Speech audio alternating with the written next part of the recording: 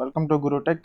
So ఇంతకుముందు వీడియోస్లో అంతా కామెంట్స్లో కాగ్నిజెంట్ మల్టీ క్లౌడ్స్ ఇంటర్వ్యూ ఉంది కదా. సో దానికి సంబంధించిన క్వశ్చన్స్ అంతా కామెంట్ చేస్తూ ఉన్నారు, లైక్ ఇంటర్వ్యూ క్వశ్చన్స్ ఏవేవి ఉంటాయి అనేసి. సో ఈ వీడియోలో మనము కాగ్నిజెంట్ మల్టీ క్లౌడ్ రోల్ గురించి తెలుసుకుందాము. సో ఎలాంటి క్వశ్చన్స్ ఉండబోతాయి అండ్ మనం ఇంటర్వ్యూ ఎలా అటెండ్ అవ్వాలనేసి.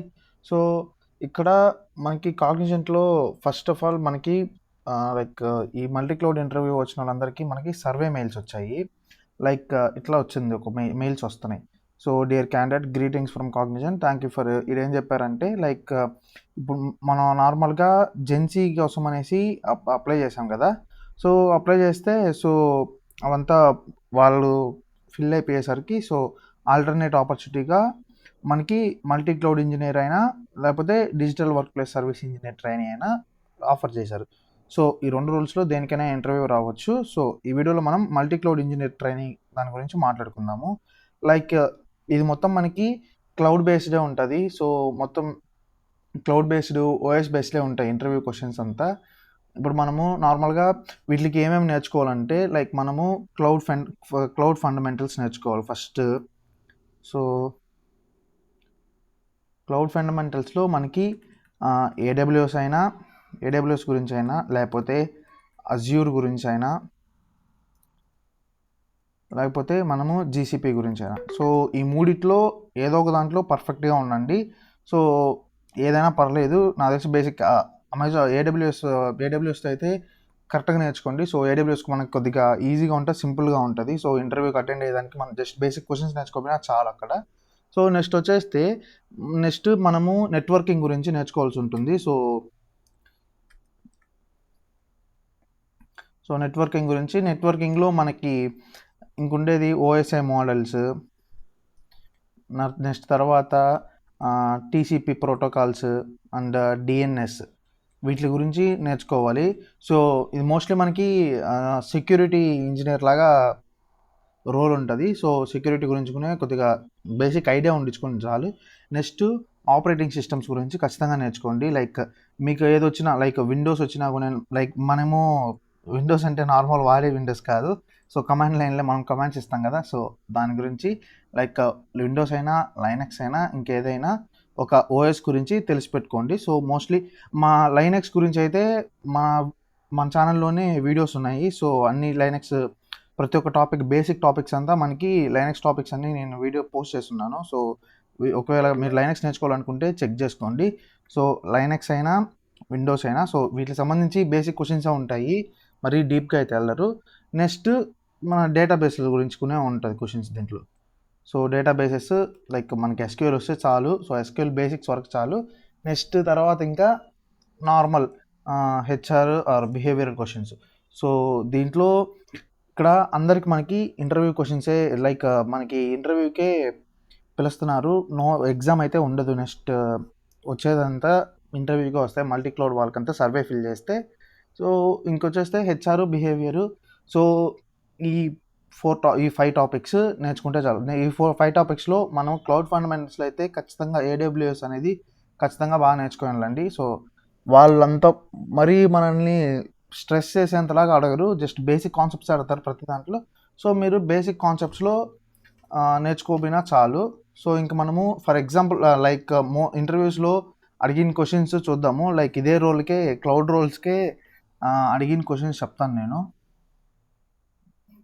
సో మనం క్వశ్చన్స్ కంటే ముందు కొన్ని టెక్నికల్ కాన్సెప్ట్స్ గురించి నేను తెలుసుకుందాము. లైక్ మీకు చెప్పాను కదా క్లౌడ్ ఫండమెంటల్స్, నెట్వర్కింగ్ అవంతా.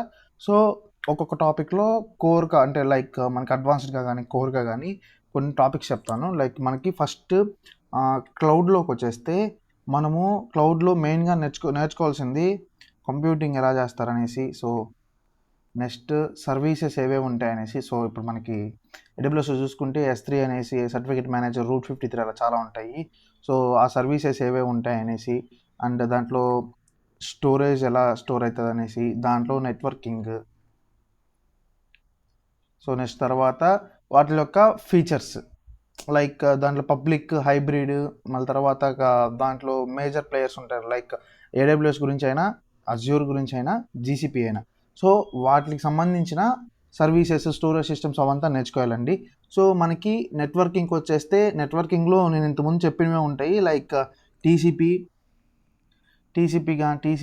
DNS, like VPNs, OSI. So ఇవంతా మీరు నేర్చుకోవాలండి. అండ్ తర్వాత దాంతోపాటు ఇఫ్ ఇన్ కేస్ మీరు లైనక్స్లో ఉంటే హెచ్టిటిపి కూడా నేర్చుకోవాలండి. సో లైనక్స్లో హెచ్టిటిపి అనేది ఒక సర్వీస్. సో దాని గురించి కూడా నేర్చుకోవాలండి. సో ఇంకా నార్మల్గా మన ఓఎస్ క్వశ్చన్స్ వచ్చేసి, ఓఎస్లో మన బేసిక్ లైక్ ఓఎస్ని ఎలా ఇన్స్టాల్ చేస్తాము, అండ్ నెక్స్ట్ తర్వాత కాన్ఫిగరేషన్స్ ఎలా చేస్తాము, లైక్ తర్వాత వచ్చేసి మనకి ఓఎస్లో మెమరీ మేనేజ్మెంట్ ఎలా ఉంటుంది, అండ్ నెక్స్ట్ వచ్చేసి దాంట్లో గార్బేజ్ కలెక్షన్ కానీ, పాయింటర్స్ కానీ అవంతా ఓఎస్లో సంబంధించి చూసుకోండి. నెక్స్ట్ ఎస్క్యూఎల్లో మెయిన్ కాన్సెప్ట్స్ మనకు ఆల్రెడీ తెలుసు, మెయిన్ ఏవే ఉంటాయనేసి జాయిన్స్, నెక్స్ట్ తర్వాత డిడిఎల్ అంటే ఏంది, అండ్ డిఎంఎల్ అంటే ఏంది, అండ్ నార్మలైజేషన్ అంటే ఏంది అనేసి మనకి అడిగే ఛాన్స్ ఉన్నాయి. సో ఇవంతా కోర్ టాపిక్స్. నెక్స్ట్ వచ్చేస్తే ఇంకా నెక్స్ట్ ఇఫ్ ఇన్ కేస్ మీరు ఆప్షనల్గానే పెట్టుకోండి, బట్ కానీ కొంచెం దాని గురించి బేసిక్ ఐడియా ఉండించుకోండి. ఊప్స్ గురించి, లైక్ ఊప్స్ అడిగితే అడగచ్చు. సో ఊప్స్ అంటే మనకు గుర్తొచ్చేదేవి ఆ 4 pillars, like encapsulation, inheritance, abstraction and multi threading. So ఈ 4 గురించి గుర్తుపెట్టుకోండి. సో ఇంక మనము ఎగ్జాంపుల్ క్వశ్చన్స్ ఎలా ఉంటాయనేసి చూద్దాము. సో ఈ క్వశ్చన్స్ అంతా మనకి ఆల్రెడీ వేరే కంపెనీస్ ఇంటర్వ్యూస్లో నుంచి తీసుకుందే. సో సేమ్ రోల్కి, క్లౌడ్ రోల్కే తీసుకునే దానికి చెప్తున్నాను. సో ఇప్పుడు క్వశ్చన్స్ చూద్దాం మనం. సో ఇంక క్వశ్చన్కి వచ్చేస్తే మనం నార్మల్గా బేసిక్ నుంచి వద్దాము. Like first, what is multi cloud? So మీరు ఈ మల్టీ క్లౌడ్ గురించి చెప్పాలి అప్పుడు. సో మల్టీ క్లౌడ్ అంటే మనకి మీనింగ్ ఏమంటే using more than 1 cloud provider, like AWS, Azure, GCP అంటే 3 క్లౌడ్స్ని ఒకేసారి యూజ్ చేసేదాన్ని మనము మల్టీ క్లౌడ్ అంటాం. సో ఈ మల్టీ క్లౌడ్ అంటాం. సో దానివల్ల యూజెస్ ఏమంటే మనకి బెటర్ రిలయబిలిటీ ఉంటుంది, వెండర్ లాక్ ఇన్ అంటే లైక్ ఏదో ఒక వెండర్ మనకి లాక్ చేసినా కూడా వేరే వెండర్తో మనము లైక్ ఆ వెండర్తో మనము వర్క్ చేసుకుంటూ ఉండొచ్చు. అండ్ నెక్స్ట్ తర్వాత కాస్ట్ ఆప్టిమైజేషన్ ఉంటుంది. ఎందుకంటే లైక్ కొన్ని క్లౌడ్ సర్వీసెస్లో మనకి ఇలా ఒక సర్వీస్కి ఇంత కాస్ట్ అనేది ఎక్కువ కాస్ట్ పెడతారు, ఇంకొక క్లౌడ్లో ఈ సర్వీస్కి తక్కువ కాస్ట్, అదే సర్వీస్కి తక్కువ కాస్ట్ ఉన్నప్పుడు లైక్ మనకు అప్పుడు కాస్ట్ ఆప్టిమైజేషన్ జరుగుతుంది. అండ్ నెక్స్ట్ తర్వాత మనము using best servers from each cloud, అంటే ఒక్కొక్క క్లౌడ్లో ఒక్కొక్క బెస్ట్ ఉంటుంది. సో ఒక్కొక్క క్లౌడ్ నుంచి ఒక్కొక్క బెస్ట్ సర్వీస్ని మనము యూజ్ చేసుకోవచ్చు. లైక్ తర్వాత మీరు ఇది లైక్ హెచ్ఆర్ అన్నా అనుకోండి, లేకపోతే నార్మల్ వాళ్ళు అడిగే క్వశ్చన్ అన్నా అనుకోండి. సో కాగ్నిజెంట్గా కాబట్టి నేను కాగ్నిజెంట్ గురించే చెప్తాను. లైక్ వీళ్ళు ఏం అడిగేది ఏమంటే why do companies like Cognizant use multi cloud? So use multi cloud అంటే మీరు చెప్పుకోవచ్చు, ఓకే డిఫరెంట్ వాళ్ళ క్లయింట్స్ ఉంటారు కదా, like different clients uses different clouds, అంటే వాళ్ళ క్లయింట్స్ ఒక్కొక్కరు ఒక్కొక్క క్లౌడ్ని యూజ్ చేసుకోగలుగుతారు. సో కాగ్నిజెంట్ లాంటి లేకపోతే ఏ ఎంఎన్సీ అయినా మల్టీ క్లౌడ్ని యూజ్ చేస్తుంది. అండ్ నెక్స్ట్ తర్వాత ఫస్ట్ మనం యూజెస్ చెప్పుకున్నాం కదా, సో అదే యూజెస్లో so best services to provide best services for clients, companies like Cognizant use multi cloud అనేసి చెప్పుకోవచ్చు. Next improved performance and availability. Next తర్వాత business continuity and disaster recovery. అంటే లైక్ బిజినెస్ కంటిన్యూటీ అంటే if in case మనకి ఏదైనా cloud అనేది lock అయిపోయిందో, పనిచేయకుండా అయిపోయింది అనుకోండి, అప్పుడు మనము వేరే క్లౌడ్తో కనెక్ట్ అయ్యేసి సో మనం ప్రాసెస్ని కరెక్ట్ చేసుకోవచ్చు. అండ్ డిజాస్టర్ రికవరీ అయినా సేమ్ అదే. ఇన్ కేస్ ఒక క్లౌడ్ మనకి పూర్తిగా డిస్ట్రాయ్ అయిపోయినా వేరే క్లౌడ్తో వర్క్ అనేది మనం కంటిన్యూ చేయొచ్చు. సో నెక్స్ట్ తర్వాత difference between multi cloud and hybrid cloud. So difference between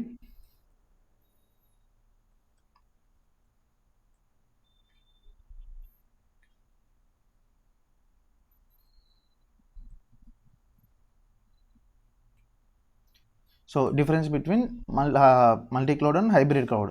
so ఇక్కడ మల్టీ క్లౌడ్ అంటే మనకి నేమ్లోనే చెప్పుకోవచ్చు, like uses multiple cloud providers, అంటే మనకి మల్టిపుల్ క్లౌడ్ ప్రొవైడర్స్ని యూజ్ చేస్తుంది. సో ఫ్లెక్సిబిలిటీ కోసం అనేసి ఫ్లెక్సిబిలిటీ మీద మెయిన్ ఫోకస్ చేస్తుంది. అండ్ తర్వాత ప్రైవేట్ క్లౌడ్కి రిక్వైర్మెంట్ ఉండదు. సో అన్ని పబ్లిక్ క్లౌడ్సే ఉంటాయి వీళ్ళకి. అండ్ నెక్స్ట్ తర్వాత ఈ మల్టీ క్లౌడ్స్ యూజ్ చేయడం వల్ల వెండార్ లాకిన్ని మనము అవాయిడ్ చేయొచ్చు. సో ఇలా మల్టీ క్లౌడ్ యూజ్ అవుతుంది. సో హైబ్రిడ్ క్లౌడ్కి వచ్చేస్తే లైక్ మనకి హైబ్రిడ్ క్లౌడ్ అనేది మనకి combination of like private cloud plus public cloud. So ఆ రెండు కాంబినేషన్ని కంబైన్ చేసి వర్క్ చేసేదాన్ని మనము హైబ్రిడ్ క్లౌడ్ అనేసి అంటాము. సో ఇక్కడ మనకి మల్టీ క్లౌడ్కి వచ్చేస్తే మనకి just differents of multiple cloud ప్రొవైడర్స్ని కంబైన్ చేసి యూస్ చేస్తే అదే సేమ్ అన్ని పబ్లిక్ ఉంటాయి మల్టీ క్లౌడ్లో. సో ఇక్కడ హైబ్రిడ్కి వచ్చేస్తే ప్లస్ ప్రైవేట్ ఉంటుంది. నెక్స్ట్ తర్వాత మనకి పబ్లిక్ క్లౌడ్స్ అనేవి కూడా ఉంటాయి. సో ప్లస్ ఇంకోటి ఆన్ ప్రెమిసెస్ క్లౌడ్ అనేసి ఉంటుంది. సో అది కూడా యూజ్ చేస్తారు. సో తర్వాత ఇది వచ్చేసి మనకి ఎలా అంటే ప్రైవేట్ అండ్ పబ్లిక్ క్లౌడ్స్ అనేవి రిక్వైర్ అవుతాయి. హైబ్రిడ్లో ప్రైవేట్ క్లౌడ్ ఉండాలి, పబ్లిక్ క్లౌడ్ ఉండాలి. అండ్ నెక్స్ట్ తర్వాత ఇది ఎందుకు యూజ్ చేస్తారంటే ఎక్కువగా వర్క్ లోడ్ని షేర్ చేసేదానికి యూజ్ చేస్తారు. సో ఇక్కడ ఎంత వర్క్ లోడ్ వస్తుందో ఎంఎన్సీస్కి మనకు ఆల్రెడీ తెలుసు. సో దాన్ని ఓవర్కమ్ చేసేదానికి హైబ్రిడ్ క్లౌడ్లో మనకి ఈ హైబ్రిడ్ క్లౌడ్ అనేది యూజ్ చేసి వర్క్ లోడ్ని షేర్ చేస్తారు. సో ఈ క్వశ్చన్ వచ్చేసరికి ఇంతే. నెక్స్ట్ తర్వాత మనకి వాటర్ సో ఐఏఎస్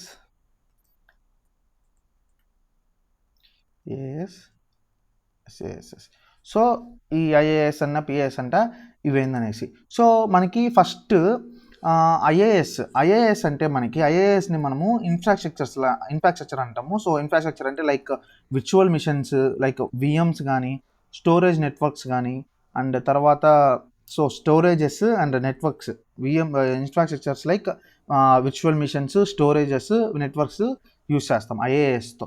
అండ్ నెక్స్ట్ దీనికి ఐఏఎస్కి ఎగ్జాంపుల్ అంటే మనకి like EC2, Azure, virtual machine అంటాం.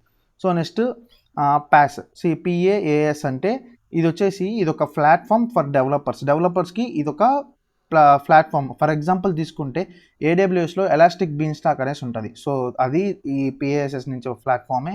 అండ్ నెక్స్ట్ తర్వాత అజ్యూర్ యాప్ సర్వీసెస్కునే ఈ PaaS ప్లాట్ఫామే. నెక్స్ట్ తర్వాత SaaS అంటే రెడీమేడ్ అప్లికేషన్స్ ఉంటాయి దీంట్లో. So for readymade applications we use the SaaS like Gmail కానీ, సేల్స్ ఫోర్స్ కానీ అవంతా రెడీమేడ్ అప్లికేషన్స్. సో ఇదైతే 8 వరకు. నెక్స్ట్ తర్వాత విర్చువలైజేషన్ అంటే ఏంది? సో ఇది most important topic. So virtualisation గురించి మీరు తెలుసుకోండి. జస్ట్ నేను ఇప్పుడు కొంచెమే చెప్తాను. సో మనకి వీడియో చెప్పే కొద్ది లెంత్ అయిపోతుంది కాబట్టి నేను విర్చువలైజేషన్ గురించి కొంచెమే చెప్తాను. సో మీరు చూసుకోండి. సో విర్చువలైజేషన్కి వస్తే మనకి విర్చువలైజేషన్ అంటే లైక్ మనకి విర్చువల్ మెషిన్స్ ఉంటాయి. లైక్ ఇప్పుడు ఎవరన్నా మీరు లైనక్స్ కానీ లైక్ లైనక్స్ సిస్టమ్స్లో విండోస్ అవి లైక్ వాడేటప్పుడు మనము VMware అనేసి ఒకటి వాడతాం. సో VMwareలో మనము సర్వర్ తీసుకొని విర్చువలైజేషన్ అంటాం. సో దాన్ని మనము ఆ ప్రాసెస్ని విర్చువలైజేషన్ అంటే సర్వర్ తీసుకొని మనం అక్కడి నుంచి హ్యాండిల్ చేసుకుంటూ ఉంటాం. సో ఆ ప్రాసెస్ని మనము విర్చువలైజేషన్ అంటాం. సో ఇప్పుడు మనకి మెయిన్ విర్చువలైజేషన్ అంటే ఏమంటే like virtualisation allows to creating multiple virtual machine on one physical server. So ఇప్పుడు మీరు తీసుకుంటే లైక్ మీరు ఇన్ కేస్ లైనక్స్ అయినా ఏదైనా ఒక విర్చువల్ మిషన్ ఒక తీసుకున్నారనుకో, ఒక సర్వర్ ఏముంటుంది మనకి. సో ఒక సర్వర్ ఉంటుంది. ఆ సర్వర్తోనే మనము మల్టిపుల్ విర్చువల్ మిషన్స్ని మనము క్రియేట్ చేసుకోవచ్చు. లైక్ 1 అనేసి, 2 అనేసి, 3 అనేసి. సో మీరు ఒకవేళ ఈ విర్చువలైజేషన్ సో ఇవంతా కాన్సెప్ట్స్ తెలుసుకోవాలంటే లైక్ మనం ఓల్డ్ వీడియోస్లో ఉన్నాయి. సో అవంతా మనం VMsలోనే చేస్తూ వస్తాను నేను. సో అది ఒకసారి చూసుకొని తెలుసుకోండి. అండ్ నెక్స్ట్ వద్దాం. ఇది వచ్చేసి నెక్స్ట్ దీనివల్ల ఏమంటే లైక్ ఇదేం చేస్తుందంటే రిసోర్స్ యూసేజ్ని ఇంప్రూవ్ చేస్తుంది. సో ఒక రిసోర్సే ఉంటుంది, బట్ కానీ యూసేజ్ అనేది చాలా ఎక్కువ ఉంటుంది. సో నెక్స్ట్ తర్వాత కాస్ట్ని రెడ్యూస్ చేస్తుంది. సో మనం ఒక సర్వర్ నుంచి అన్నీ యూజ్ చేసేంత కాస్ట్ తక్కువ ఉంటుంది. అదే మల్టిపుల్ సిస్టమ్స్ నుంచి యూజ్ చేస్తే కాస్ట్ అనేది ఎక్కువ ఉంటుంది. సో దానివల్ల విర్చువలైజేషన్ వల్ల ఏమవుతుందంటే మనకి కాస్ట్ అనేది కూడా రెడ్యూస్ అవుతుంది. సో ఇది విర్చువలైజేషన్. సో నెక్స్ట్ వచ్చేద్దాం. ఇంకా నెక్స్ట్ విజువలైజేషన్ గురించి మీరు ఒకసారి ఇంకా డీప్గా తెలుసుకోండి.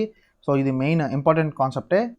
సో ఇంకా నెక్స్ట్ వచ్చేస్తే మనకి విజువలైజేషన్ తర్వాత క్లౌడ్ రీజియన్ అంటే ఏంది, అవైలబిలిటీ జోన్ అంటే ఏంది. సో మనకి cloud region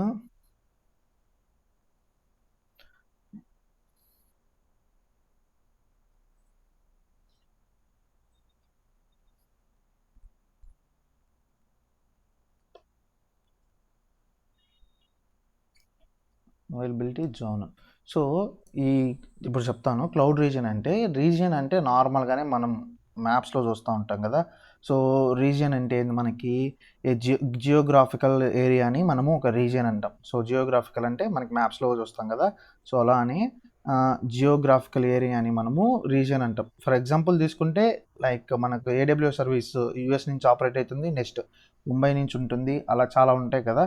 so for example Mumbai అనుకోండి. And next availability zone. So availability జోన్కి వచ్చేస్తే అవైలబిలిటీ జోన్ అంటే ఒక రీజియన్లో డేటా సెంటర్ ఎక్కడ ఉంటుందో దాన్ని మనము అవైలబిలిటీ జోన్ అంటాం. సో డేటా సెంటర్ ఇప్పుడు ఫర్ ఎగ్జాంపుల్ మీరు తీసుకుంటే ఇప్పుడు మన వైజాగ్లో గూగుల్ సెంటర్ వస్తుంది, గూగుల్ డేటా సెంటర్. సో అప్పుడు ఇఫ్ ఇన్ కేస్ మనము ముంబై లేకపోతే ఢిల్లీ రీజియన్లో ఉన్నాము. సో ఢిల్లీ రీజియన్లో ఉంటాము అండ్ మన అవైలబిలిటీ జోను వైజాగ్ పడిపోతుంది. ఎందుకంటే వైజాగ్లో డేటా సెంటర్ ఉంటుంది, మన రీజియన్ వచ్చేసి ఢిల్లీ ఉంటుంది. సో అప్పుడు వైజాగ్ అనేది అవైలబిలిటీ జోన్, రీజియన్ వచ్చేసి ఢిల్లీ. సో అక్కడ నుంచి ఈ డేటా సెంటర్ నుంచి మీదంతా ఆపరేట్ అవుతుంది అనేసి చెప్పగలుగుతాం. సో నెక్స్ట్ తర్వాత ఇంకా మనం వచ్చేస్తే ఇది ఏడబ్ల్యూఎస్ వాళ్ళకి చాలా main topic. AWS నేర్చుకున్నారంటే IIM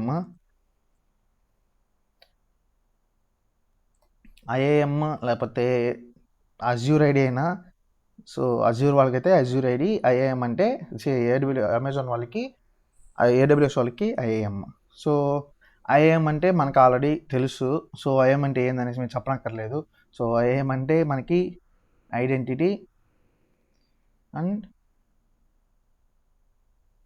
access management. IAM అంటే identity and access management. So Azure అయినా అదే ఐడి అంటే మనకి అదే చెప్తాము, ఐడెంటిఫికేషన్ డేటా అని. సో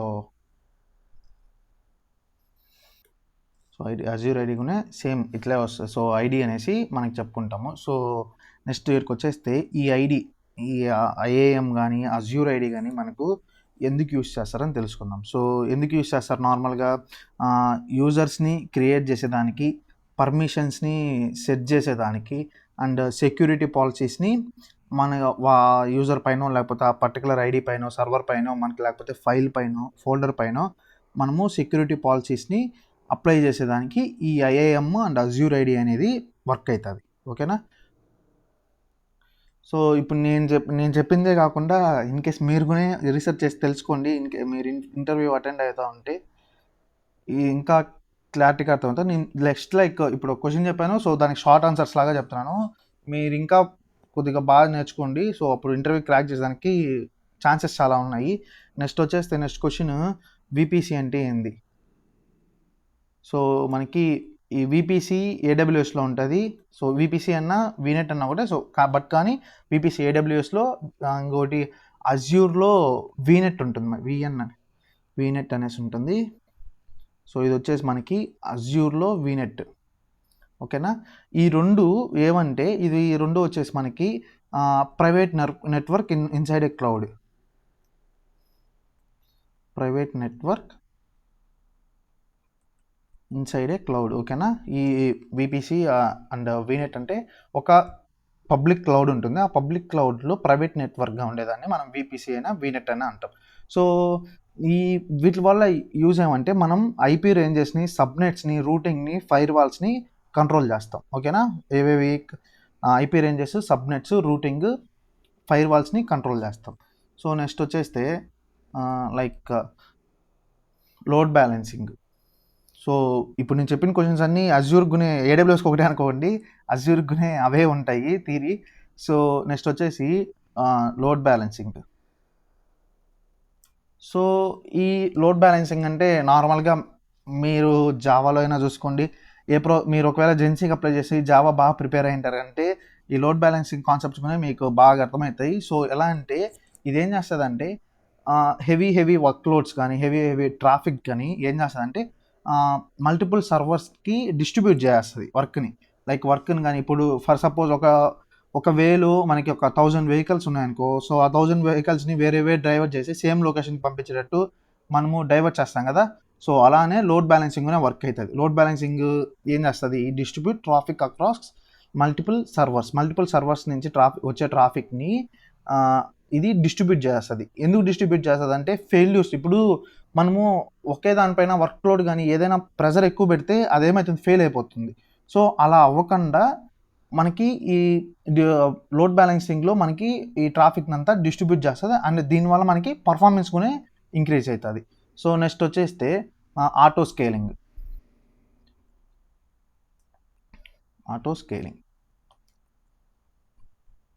సో ఈ ఆటో స్కేలింగ్ ఏమంటే లైక్ మన ర్యామ్ లాగానే ఇది ఆటో స్కేలింగ్ ఉన్నాయి. సో ర్యామ్ ఎలా అయితే మనకి యూజ్ చేయకుండా ఉంటాం కదా, అన్యూజ్డ్ ఫైల్స్ని అన్యూజ్డ్ యాప్స్ని మెమరీలోంచి రిమూవ్ చేసుకుంటూ వస్తుంది. జస్ట్ మోస్ట్ యూజ్డ్ యాప్స్ని మనకి మెమరీలో ఉంచుకొని చేస్తూ ఉంటుంది కదా. సో అలాగే ఆటో స్కేలింగ్ వర్క్ చేస్తుంది. బట్ ఆటో స్కేలింగ్ ఏం చేస్తుందంటే అన్యూజ్డ్ సర్వర్స్ని రిమూవ్ చేసి లైక్ మనకి కావాల్సిన సర్వర్స్ని అది యాడ్ చేసుకుంటూ వస్తుంది బేస్డ్ ఆన్ ట్రాఫిక్. ఏదైతే ఎక్కువ యూజ్ చేసుకుంటూ ఉంటుందో దాన్ని ఒకటే పెట్టుకొని తక్కువ యూజ్ చేసేదాన్ని రిమూవ్ చేసుకుంటూ వస్తుంది. నెక్స్ట్ వచ్చేస్తే క్లౌడ్ స్టోరేజ్. సో ఈ క్లౌడ్ స్టోరేజ్ గురించి మనము అంత డిస్కస్ చేయాల్సిన పని లేదు, ఎందుకంటే అందరికి తెలుసు, ఒక బేసిక్ ఐడియా ఉంటుంది కదా. లైక్ క్లౌడ్ స్టోరేజ్ అంటే మనం దీన్ని ఆబ్జెక్ట్ స్టోరేజ్ సర్వీస్ అంటాం. So object storage service use to store files with high durability. Like మనకి డ్రైవ్ కానీ మైక్రోసాఫ్ట్స్లో వచ్చేస్తే మనకి వన్ డ్రైవ్ అనేది ఉంటుంది. అలా అవంతా మనకి క్లౌడ్ స్టోరేజెస్. సో AWSలో వేస్తే మనకి ఇవి ఉంటుంది, S3 అనేసి ఉంటుంది. సో క్లౌడ్ స్పెసిఫిక్గా వచ్చేస్తే మనకి మీరు AWS, అజ్యూరు వాటి GCPలో అయితే మనం AWSలో S3ని క్లౌడ్ స్టోరేజ్గా ఉపయోగిస్తాము, అజ్యూర్లో బ్లాబ్ని క్లౌడ్ స్టోరేజ్గా ఉపయోగిస్తాము, GCPలో క్లౌడ్ స్టోరేజ్ అనేసి ఒక ఉంటుంది, దాన్నే క్లౌడ్ స్టోరేజ్గా యూజ్ చేసుకుంటాం. లైక్ మీకు ఇది డెఫినేషన్ అంటే object storage, it is a object storage service used to store files with high durability. ఎక్కువ కాలం మనకి ఉండేలాగా దాని ఆబ్జెక్ట్స్ని స్టోర్ చేసుకో. ఆబ్జెక్ట్ అంటే మన ఫైల్స్ అవంతా. నెక్స్ట్ వచ్చేసి what is DevOps in cloud.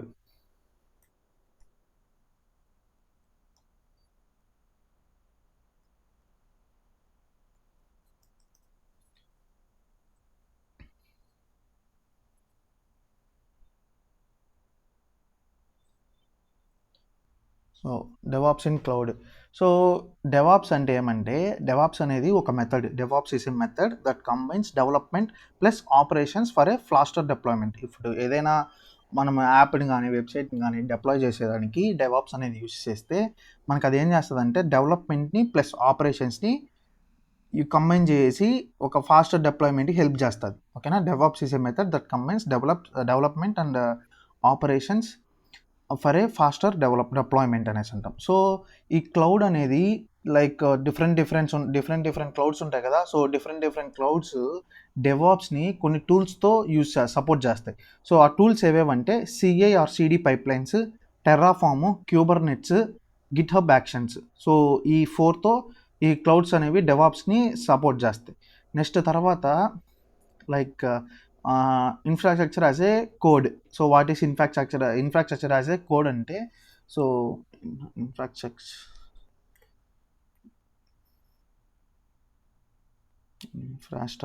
As a code, దీన్ని మనం IAC అని కూడా అంటాము. సో ఇదేమంటే మాన్యువల్ సెటప్. లైక్ మనము ఏదైనా ఇన్ఫ్రాస్ట్రక్చర్ అంటే మనకి ఏముంటుంది, ఫర్ సపోజ్ మన హోమ్లో చూసుకుంటే bed, tables, like sofa set, TV, fridge అవంతా ఉంటాయి కదా, దాన్ని ఇన్ఫ్రాస్ట్రక్చర్ అంటాం. క్లౌడ్లోకి వచ్చేస్తే స్టోరేజ్ డివైజెస్ కానీ లైక్ డేటా సెంటర్స్, అండ్ తర్వాత మన సర్వీసెస్, సెక్యూరిటీ పాలసీస్ అవంతా ఉంటాయి కదా, వాటిని మనము ఇన్ఫ్రాస్ట్రక్చర్ అంటాము. సో ఆ ఇన్ఫ్రాస్ట్రక్చర్ యాజ్ ఏ కోడ్ అంటే మేనేజింగ్ ఇన్‌ఫ్రాస్ట్రక్చర్ యూజింగ్ కోడ్. అంటే లైక్ ఇన్‌ఫ్రాస్ట్రక్చర్‌ని మనము మాన్యువల్ సెటప్ ద్వారా కాకుండా కోడ్ లాగా యూజ్ చేస్తాం. సో, అలా మేనేజ్ చేసేదాన్ని మనం infrastructure as a code IAC అంటాం. సో, ఐఏసీ అంటే infrastructure as a code. Managing infrastructure using code instead of manual setup. So, ఈ ఇన్‌ఫ్రాస్ట్రక్చర్ యాస్ ఎ కోడ్‌ని యూజ్ చేసేదానికి మనకి టూల్స్ ఏవేవి కావాలంటే టెర్రాఫార్మ్ లైక్ డిఫరెంట్ వాటిలో డిఫరెంట్ టూల్స్ యూజ్ చేస్తారు. Like Terraform, cloud formation, ARM templates అనేసి ఉంటాయి.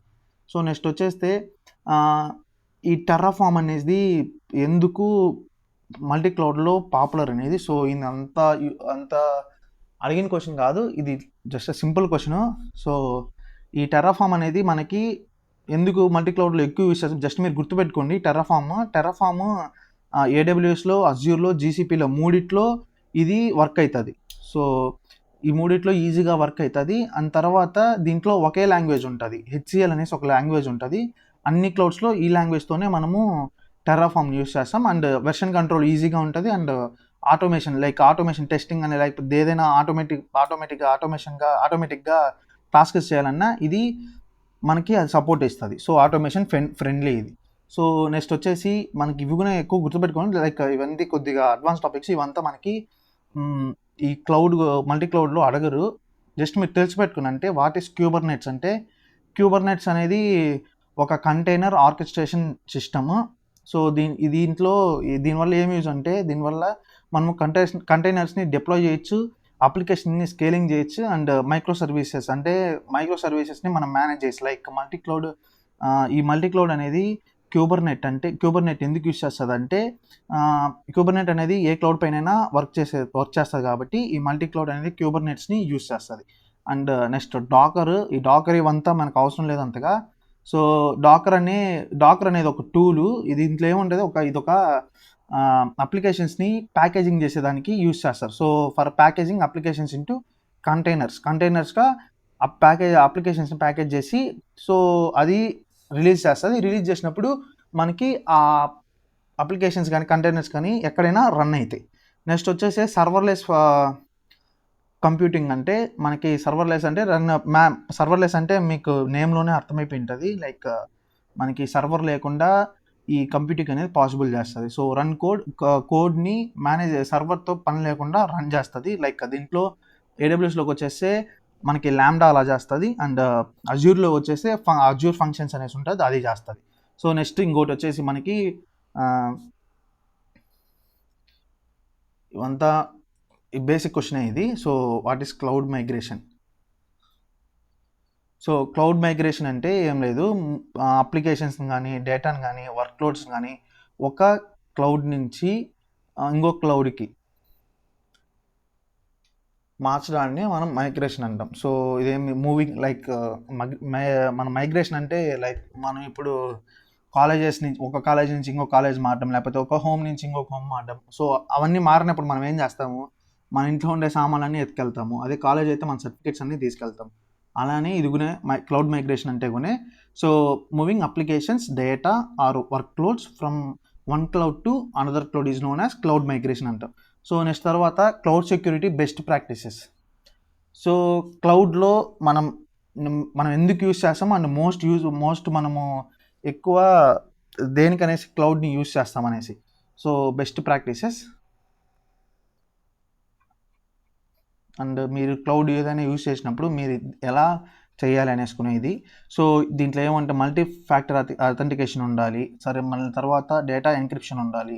రెగ్యులర్ ఆడిటింగ్ చేయాలి. నెక్స్ట్ తర్వాత నెట్వర్క్ డిజైన్ అనేది సెక్యూర్‌గా ఉండాలి. అండ్ లీస్ట్ ప్రివిలేజ్‌గా ఉండాలి.